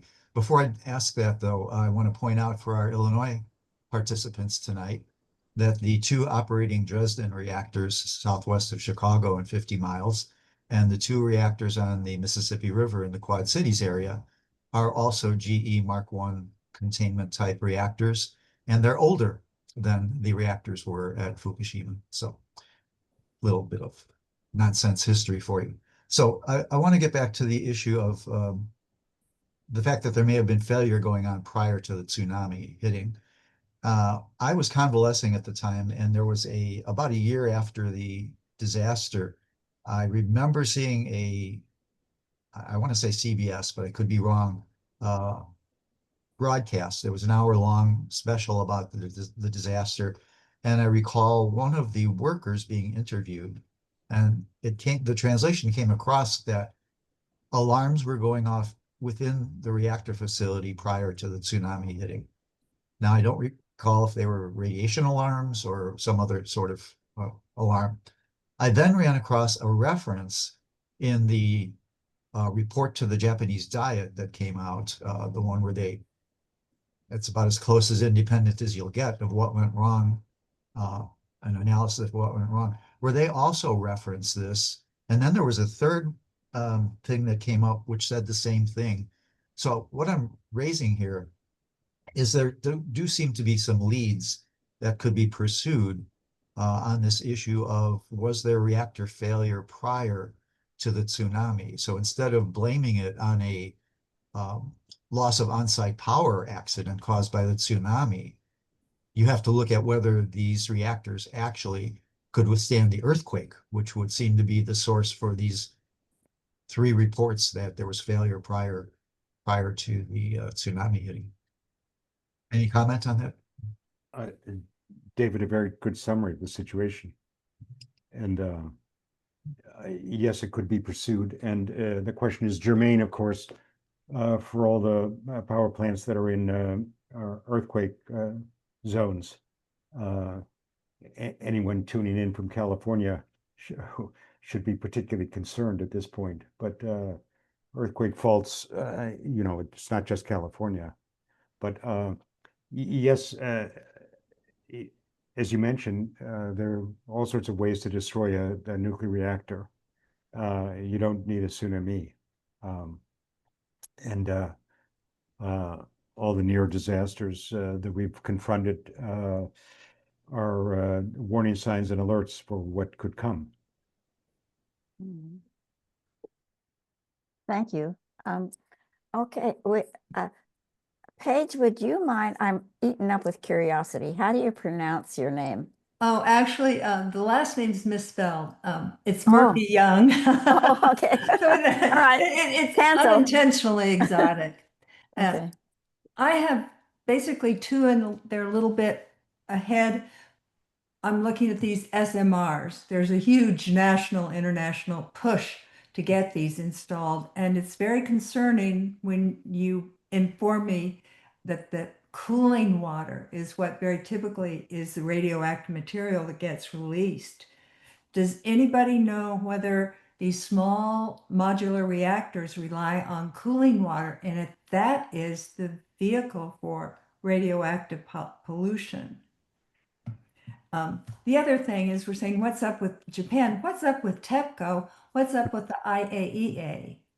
What are these other institutions just seem utterly bought and sold? I don't, any intelligence about that? Well, on the whole subject of SMRs, we could spend an entire evening on that subject. But the guy to consult on that matter is M.V. Ramana. And, he, in the Bulletin of the Atomic Scientists, or in Ramana's recent book, he just makes it very plain that SMRs, they're not going to happen. They cost too much. They're inefficient. Economies of scale will blow them out of the water. A couple of attempts have already failed in the United States. They're actually more polluting than the large reactors. The SMR, it's not going to happen, and for good reason. And what's up with the IAEA? Well, for a long time, I mean, Kate Brown would be a good one to consult on that question. They actually are they're in the business of disseminating propaganda to build more reactors. I mean, take a look at the IAEA position on Ukraine. Ukraine has they're scheduled to build what, a half dozen new reactors. While in fact they have a nuclear reactor that's been captured by the Russians in the middle of a war. I mean, in Ukraine, we now have an example of nuclear reactors that are a trophy, a prize in military strategy. And how, in the face of that, one could be a proponent and proposing to build more nuclear reactors in Ukraine. Again, the sheer lunacy of these issues and enterprises continues to surprise people. Thank We, you. oh, thank you, Paige, and thank you for that answer. We did have a person on this program named Joe Rahm, and he wrote he wrote an absolutely damning article about SMNRs. And so I thought, as well as our MV Ramana, that would be a reference for people to look at. Okay, our next question is coming from Jake. Jake, can you unmute yourself? Hi, go can you hear ahead. me now? Right. Okay.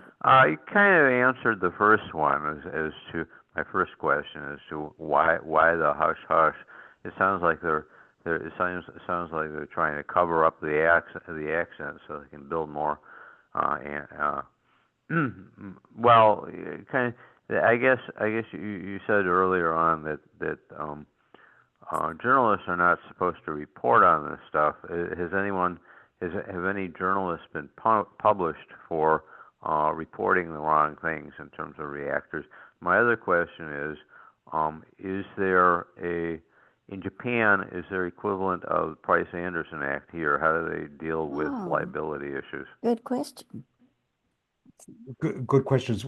Was your question for part one asking about Japanese reporters or just reporters in general being punished? Reporters in general. Has anyone been punished for reporting the wrong things on nuclear reactors? Well, there was an entire group of reporters at the Asahi Shimbun, an entire unit of investigative reporters who were effectively fired and demoted and removed from their jobs.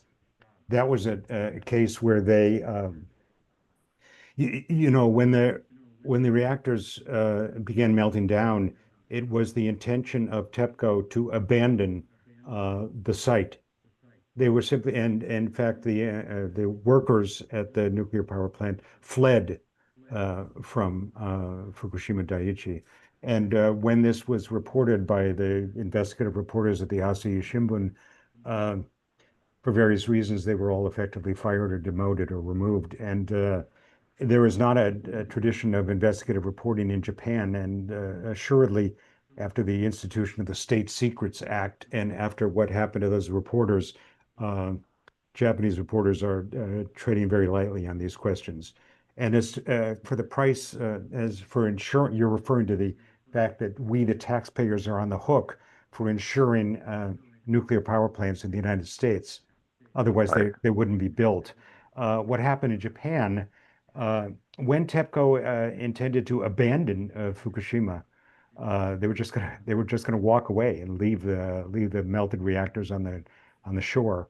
Prime Minister Naoto Kan drove over to the TEPCO headquarters, summoned all the officials to a meeting, and effectively seized the company. He effectively nationalized TEPCO, effectively putting the government on the hook for financing the cleanup and preventing the disaster from becoming even worse than it currently is. So even without any legislation, they just effectively moved in that direction. I do not know about what the current prime minister intends as she reopens another 15 nuclear power plants in Japan, whether she intends to put the country on the hook for insuring those reactors or not? I would imagine the answer is yes. That the bankers and the utilities are, they're in cahoots, and the bankers are desperate to reopen the power plants because they sunk billions of dollars into building them, and they need to recoup their investment. Yeah, yeah. One other question, quick. Could you elaborate on the State Secrets Act? Yeah, I don't know that much about it. There is an expert on that subject. He's currently the bureau chief for the New York Times, and has written a fair amount about it, several articles on it, and a guy by the name of Martin Fackler. So just look up Martin Fackler, and he can give you the details on it. But what State Secrets Acts are all the same sort of thing, aren't they? I mean, and generally, any information that's embarrassing to a government official is a state secret. Any information that embarrasses your opponent is to be disseminated widely. And however you define that is how state secrets work. And but in Japan, you can get put in prison for 10 years for violating the State Secrets Act. So I think it has to do with getting a hold of company documents and leaked information. We reporters depend on leaked information, which is given to us by very brave people. And yeah, right. Could you spell Fackler for me, please? Yeah, Fackler, Martin Fackler. Oh, I gotcha. Okay, yeah. New York Times bureau chief in Tokyo, Japan. Although he wasn't in Tokyo for a long time. They moved him to Singapore or something like that. I don't know. But he's written extensively on this subject. Thanks for your questions, Jake. And we're going to go to Lynn Siegel. Were you implying, Thomas, that TEPCO should have kept it rather than the national government? No, because it doesn't was matter either way. Insurance, it's going to be an insurance claim anyway. Well, but TEPCO intended to abandon the site. So it was absolutely essential that the company be effectively nationalized. Also, and they can legally do that. They can just yes, they did. And the other thing to note, again, this is covered more extensively in my book. I mean, how much is this going to cost? Well, I've run the numbers, and I think we're getting up to $1 trillion. And $1 trillion is a large sum of money. I mean, it's a good chunk of the gross national product of Japan. And one power company, the Tokyo Electric Power Company, doesn't have $1 trillion. And again, Norma's the person to talk about this. TEPCO has been very effective in fighting court cases where people are claiming damage, trying to claim settlements for damage. TEPCO has done an extraordinarily good job, from their perspective at fighting court cases, not paying in damages. But should they ever lose any of these court cases, the government will have to step in to cover the payment for those damages. you spoke about sarcophagus, right? And, my mom, she was just one lousy person that died from plutonium.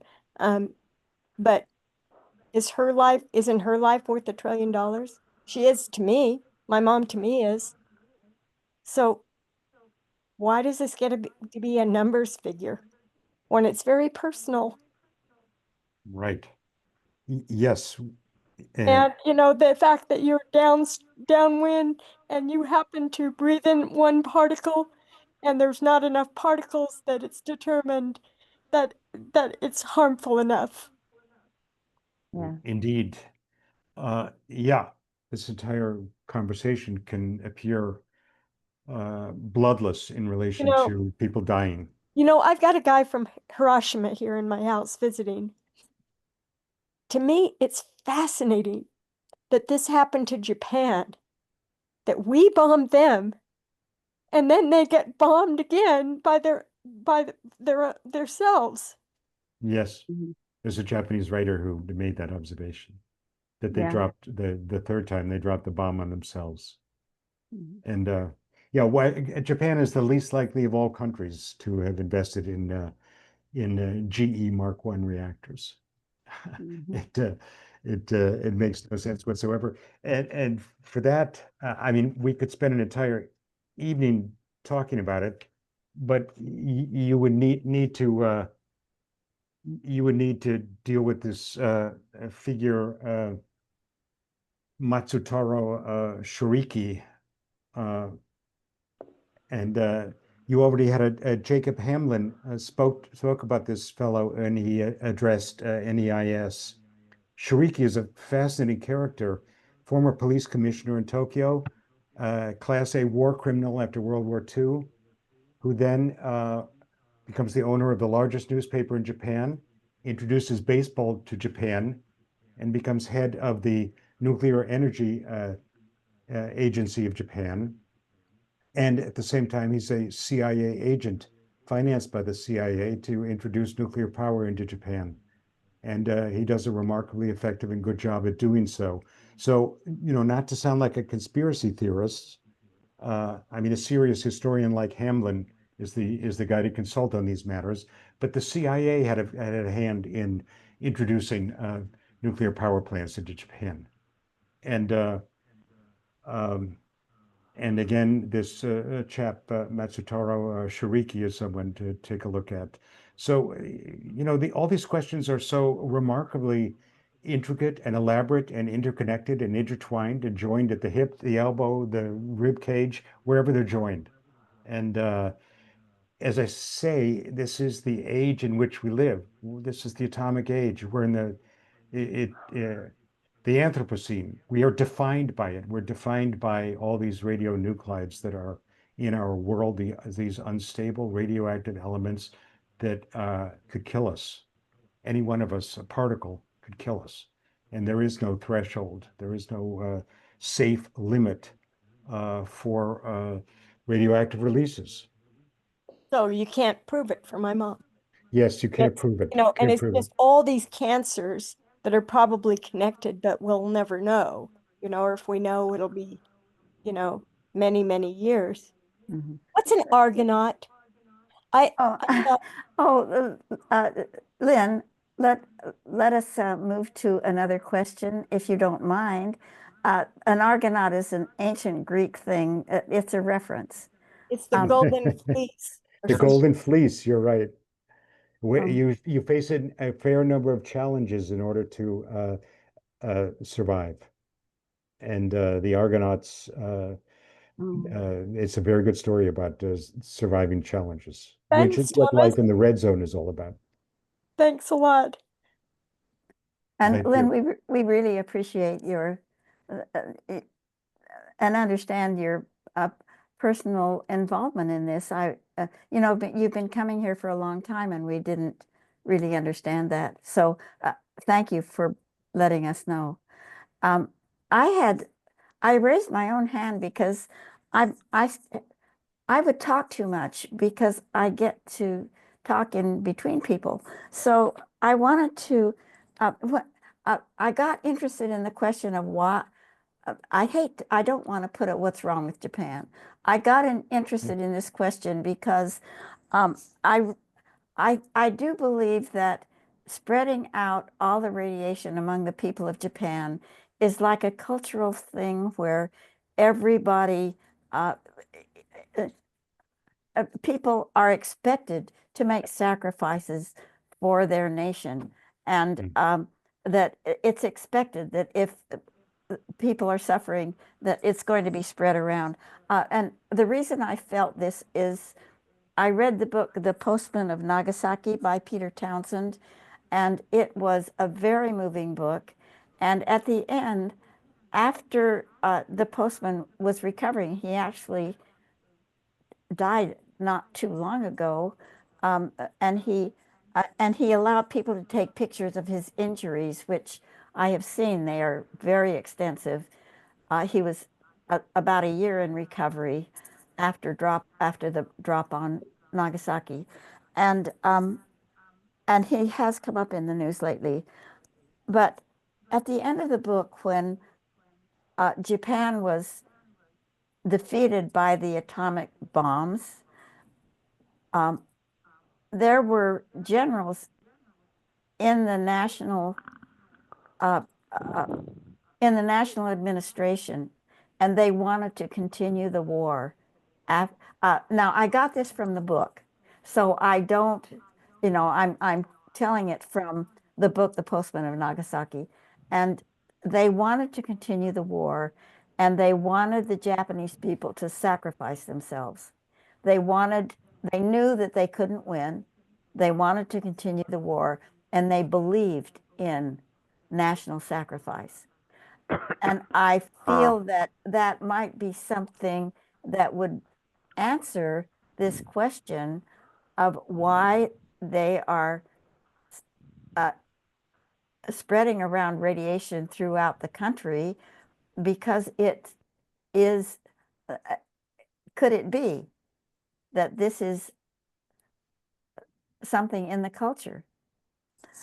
So that was one thing I wanted to ask about. And then things have gone on. We know that Richmond High School has a logo. Their football teams, or their teams, are called the Bombers, or I mean Richmond, Washington, and their teams are called the Bombers, and their logo is a mushroom cloud. And this is the logo of the high school in Richmond, Washington, which is around Hanford. But I wanted to mention that and ask that question about Japanese culture. Am I onto something or not? Like it's some form of redemption. Well, Jan, I think I think you've outlined what for an anthropologist would be a very good subject to pursue. And again, I defer to Norma in these regards, or Yeah, I would too. people knowledgeable, truly knowledgeable about Japanese history and culture. But you put it very eloquently that there could be a question of national sacrifice involved here. Mhm. Okay, Carolyn, go ahead. So many things to say in so many directions. I hope I can be concise. Like Lynn, I feel all of this at a very personal and emotional level. And I want to speak on behalf of 5 young adult women who come from Fukushima area. And I met them on a learning journey in 1950, in 1915, no, 19, yeah, 1915, 2015. And they were sharing, and their courage is something that is always in my heart. What's wrong with America? What's wrong with Japan? Well, what's wrong with America? We got all kinds of nuclear disastrous things, and we're not making the changes we want. My question has to do with the people of Japan, the ordinary people, not from Fukushima area, but just across the country. And are they any more supportive of the people from Fukushima than they were in 2015? They just, they felt so isolated, and the country just went on and on as usual. And so I had friends in Tokyo I stayed with in 2015 and talked with afterwards, and they seemed completely unconcerned about this. I think it's like the Americans, completely unconcerned or not even thinking about it. How are the survivors regarded by the people of Japan by now? Well, I see that Norma is still with us. She's done remarkably good work on the subject of the prejudice faced by survivors of radioactive fallout, either the bomb or Fukushima. So, Norma, I turn this over to you in terms of the prejudice faced by people from Fukushima. Can you unmute yourself? I just did. Okay. Okay. Thank you very much.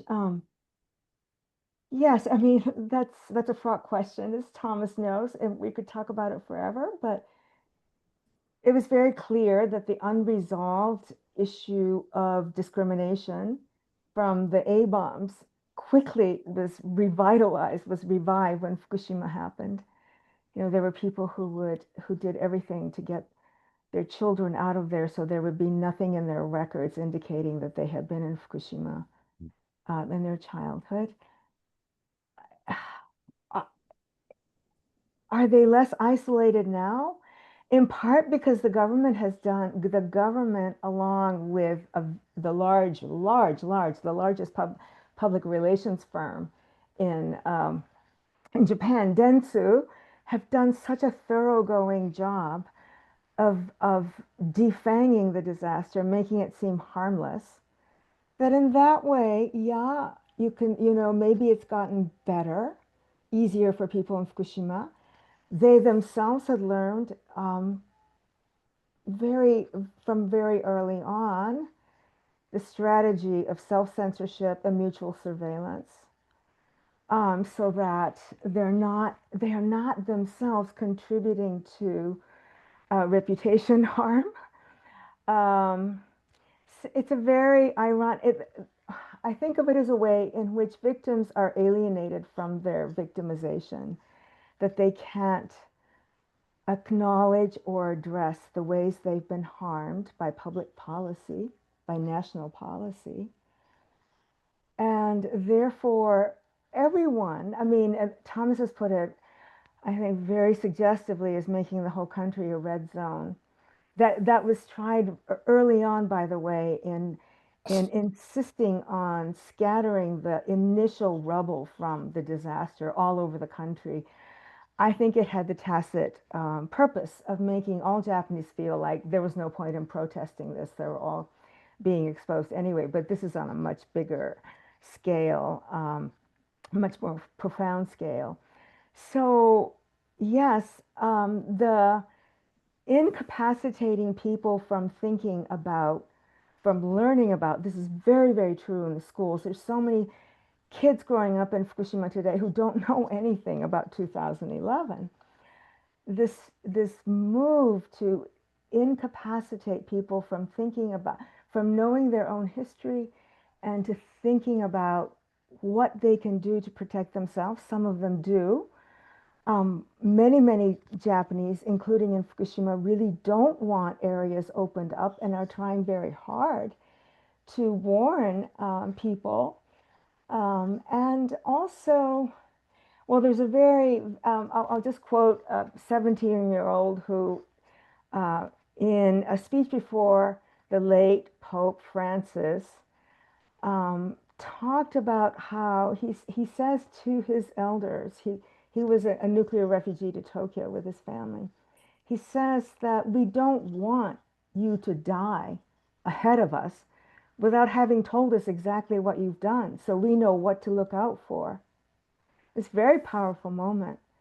And then he also asks Pope Francis to pray with us that we may learn to know each other's sorrow instead of turning on each other for standing in the way of Fukushima recovery. Fukushima recovery is a really oppressive and dangerous practice and cynical practice. I don't know if that begins to answer your question. So, and then going back to Jan's thought, I think the notion of national sacrifice is what the government wanted during World War II, sorry. I think it's a political strategy, not a part of Japanese culture that's embraced. Certainly not now. They haven't quite been indoctrinated as much as they were during the fascist years of the 30s and 40s. But it's so soft. If I study the history of nuclear power plant opposition to nuclear power in Japan, in the early years, in some of the most active communities, you'd have the riot police coming out, to really clamp down on protests against siting. You don't need the riot police. You hardly need the police anymore because the public relations firm has taken care of that by mobilizing popular cultural figures, by putting in things, well, we know this, advertisements that look like articles in school newspapers, you know, for the elementary level, middle school, high school level. Dentsu can hire the most creative, talented people, young people in Japan. They know how to do this, how to persuade people without making it seem coercive. So I would say that's much more at play than any kind of Japanese culture. If there's a Japanese culture, I don't know. I tend to be cautious about attributing things particularly to distinctive cultures because so much of it is a political and historic process. But it's, I mean, but we have to tie it in with so many things, like schools becoming non-functional in a sense in educating children about what's their recent history, never mind World War II, so that they have no way to protect themselves. And that has everything to do with the downfall of teachers' unions, which was such an important liberatory organizations in the, I mean, it was really part of the soul of Japanese democratization in the post-war years, and they're so defanged, and teachers feel so vulnerable. And so teachers in Fukushima who try to do things have to be extremely wary, and they do it in places like night schools where they're more under the radar, for instance. I won't carry on now. Thank you. Thank Norma, you for giving I me. had a question for you. You Yeah. mentioned distribution of the rubble from Fukushima around Japan. What was that? That did was this precede the about, I soil? think that was already about it could even have been late 2011, but certainly in 2012. Huh. And there were, there was opposition all over the country, you know, as far as in, well, certainly Osaka, I know there's a professor who got into trouble for that. And then further west, south, we might say, in Kyushu, and saying, there is no need, you're not protecting us, Japanese, by spreading the radioactivity from Fukushima everywhere. There was Norma, what exactly were they distributing? What exactly was going things to that, you know, the things that came from cleanup of sites, you know, the first round of cleanup. The proposal was that we could the proposal was that it was efficient and oh yes, there was a play to patriotism and neighborliness and national sacrifice. You can help people in Fukushima by accepting the junk that's come out of the initial round of cleanup, you know, and don't, I mean, it was trying to shame people for NIMBYism. You know, there's a good point. I mean, really, is it an act of NIMBYism to reject radioactive shipments? Right. That's it. Please, Jen, go ahead. Well, Norman's hand was up. I thought No, maybe. I'm sorry. I'm trying to take it down. Oh, but you didn't Sorry. have an actual question. Oh, I'm so sorry for interrupting. I didn't mean to. Go ahead, Thomas. No, I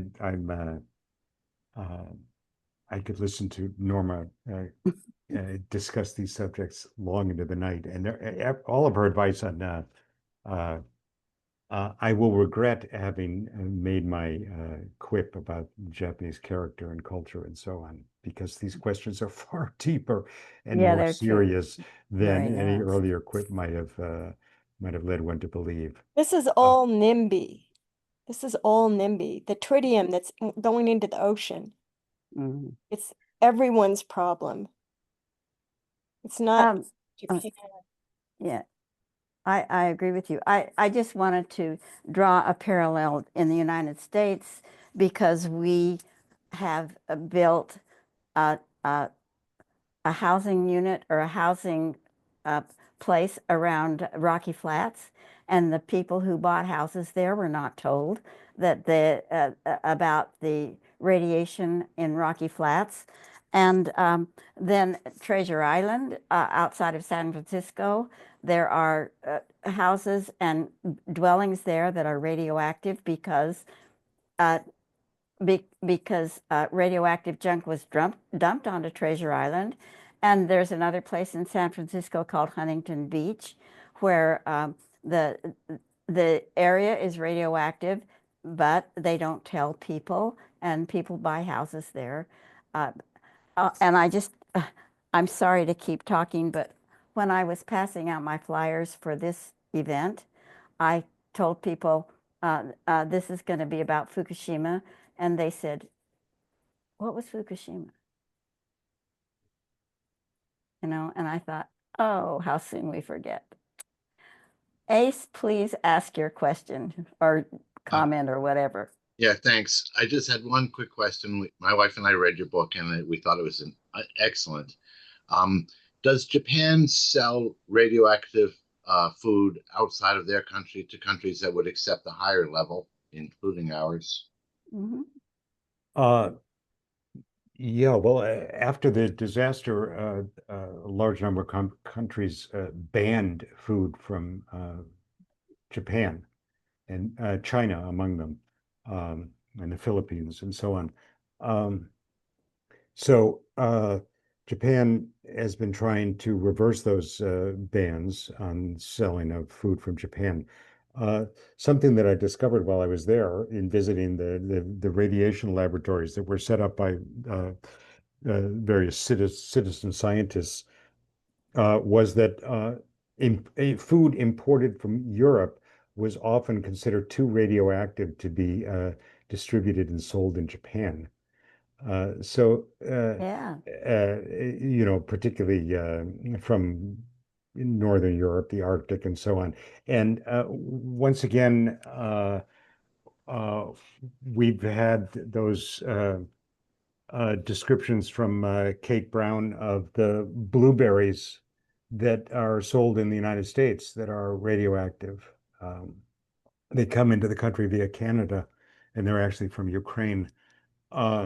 So I don't know. I don't know whether this answers your question, Ace. There's a whole question about international sale of food, and countries have different regimes for what they consider radioactive, too radioactive to be sold, and Japan is pushing to have the various strictures and controls on its food removed.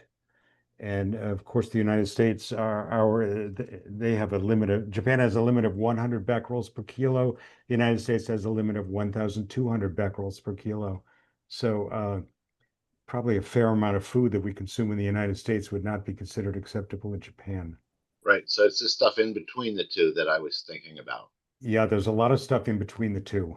And I don't know what you can do besides fill your house full of radiation detectors and monitor all your food, or go to that grocery store where every item for sale in the store is labeled with its radioactivity. Your book was full of suggestions.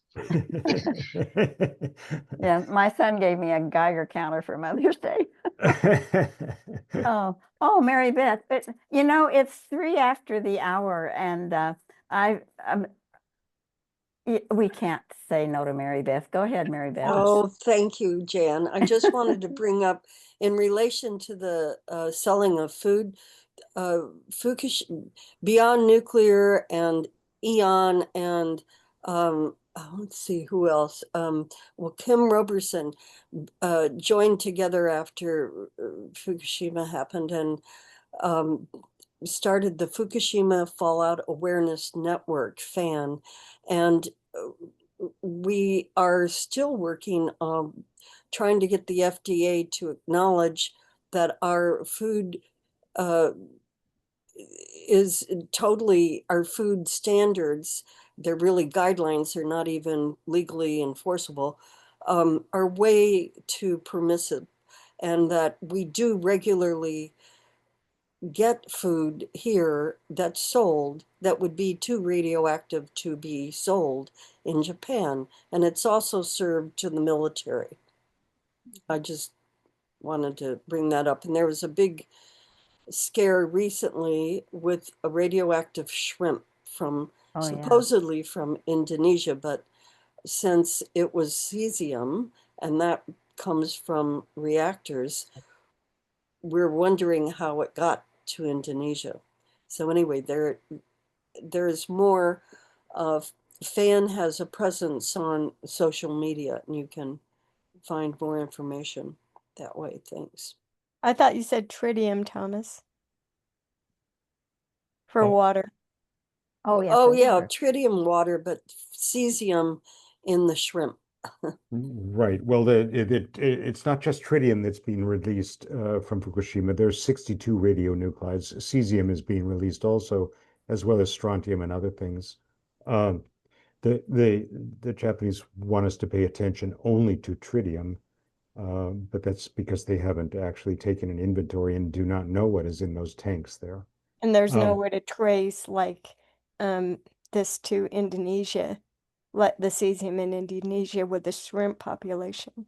Yeah, well, there actually are ways to trace all these things. It requires a fair amount of work and scientific expertise. Each nuclear disaster has its own kind of signature, Yeah, it has. and Mass spectrometry. yeah, Yeah, Michael Ketterer does it. Oh, yeah. Okay. Jen, are you from around Colorado? Oh, I'm just from all over, but I've lived in Chicago for 40 years. Huh. Before that, Where are you from, Thomas? well, when you attain a certain age, that gets increasingly hard to say. yeah. I was born someplace I haven't lived in for many years. More OC. But anyway, I think we've gone over 2 hours. I don't want to hit the record for the longest one of these presentations. Oh, you already have. It's too late. Norma, where are you from? Anyway, I'm turning this back over to Dave for the closeout. And it's been an absolutely great session. I've enjoyed it a lot, and the questions were wonderful. And thanks everybody for coming. Mark is putting 2 thumbs up, and we can do this. I learned how to do this, and so there you are. What's that? Okay. It goes back to Dave, okay?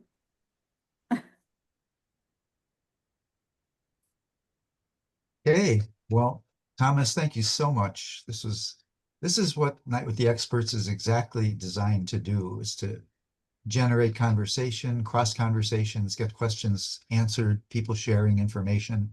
The chat tonight is very rich in excellent follow-up URLs that people can look at. So we'll be getting that out to you a little bit later tonight. So thank you again for a terrific job, and we'll ask you to stick around after everybody leaves for a little conversation. A couple of things to report, and then we're going to let you folks have your life back for the rest of the evening. As a reminder, we are meeting a week early next month in November because of the holiday on Thanksgiving. The next session will be on the 20th of November. That's the 3rd Thursday instead of the last Thursday of the month. So we'll get you a notice about that, but just keep a mental note of that. And then there will be no Night with the Experts in December because of the holidays. Do you have that subject? Oh, we don't. Not yet. No. Okay. Yeah.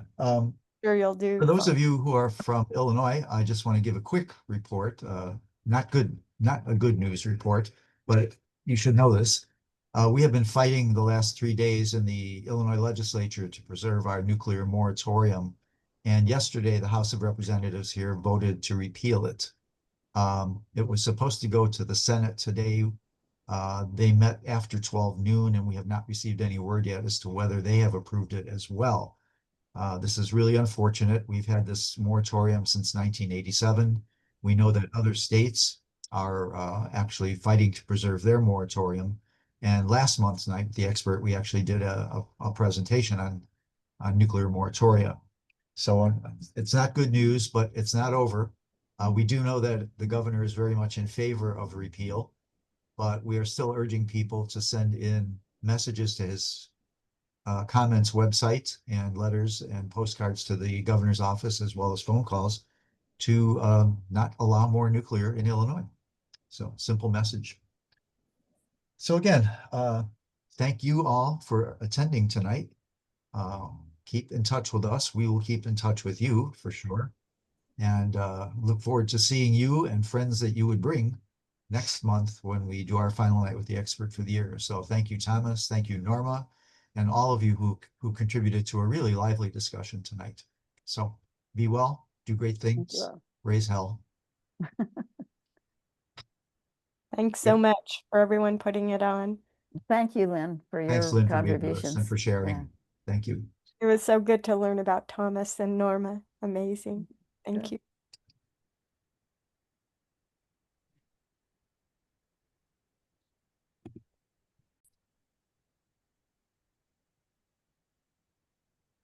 That's quite a font you've got there on Night with the Experts, Dave. Is that Kathleen's?